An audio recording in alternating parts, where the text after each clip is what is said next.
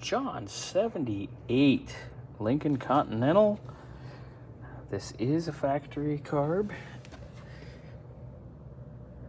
Ford number. It starts with a D8PE, manufactured by Holley for Motorcraft. This is a factory carb, boys and girls, which I like because the Motorcraft carb, that's the other carb that could come on it, is a total piece of shit. Anyway, pulled this thing this morning, got her all ready to go. So, yeah, here it is. Gonna tear it down real quick. All right, we got our bowls off.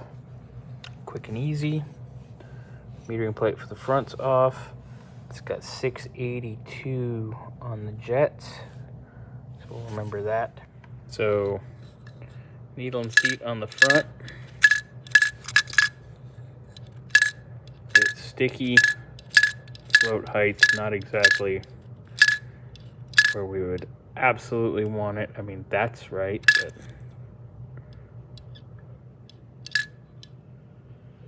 the rear one's even worse.